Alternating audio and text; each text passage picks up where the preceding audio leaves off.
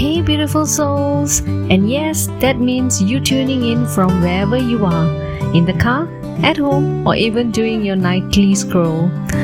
Welcome to Faith No Filter, where we talk faith the way we actually live it, raw, real, and sometimes messy.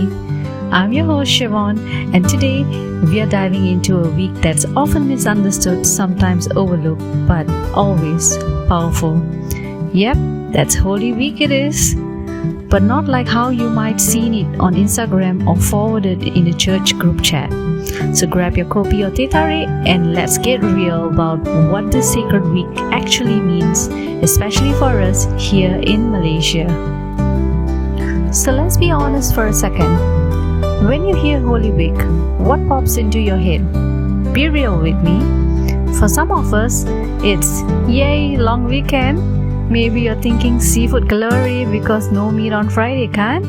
Or maybe it's just a bunch of church services you've been going to since you were a kid, without any questions asked.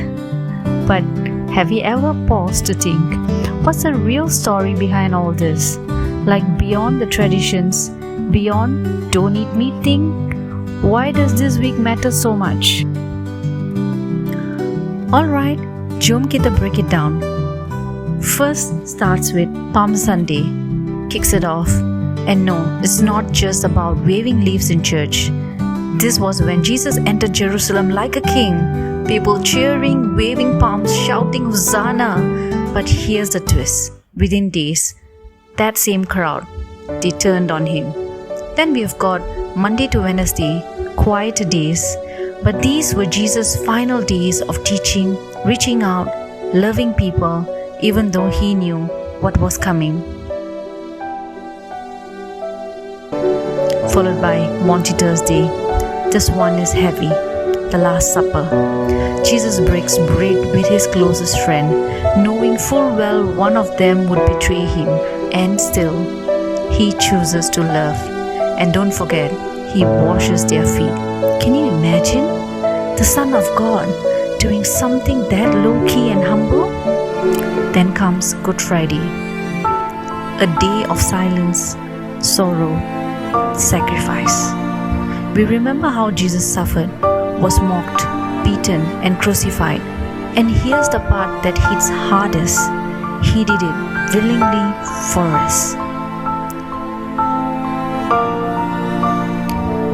Next will be Holy Saturday, a day of waiting, the in-between.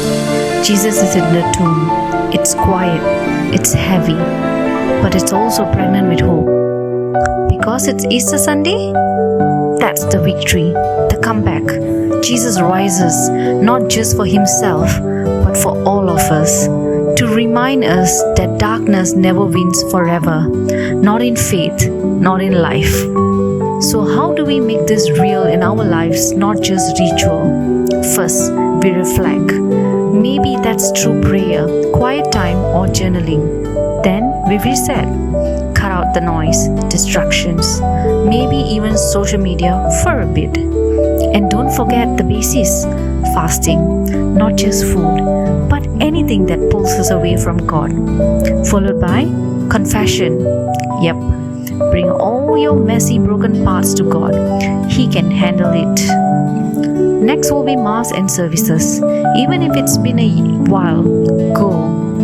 You never know what might stir your soul. And of course, acts of love. Buy a meal for someone, forgive that person, call your parents. It all counts. So this Holy Week, let's not just go through the motions. Let's make it personal. Whether you are 17 or 47 and beyond, whether you've been away from church or you never left, this week is for you. Because God's love, it's not filtered, it's not just for the perfect, it's for the tired, the questioning, the healing, for all of us. Thanks for joining me on Faith No Filter. If this episode stirs something in you, share it with someone you love. We are building a community here, one story, one soul at a time. And remember, this isn't a goodbye.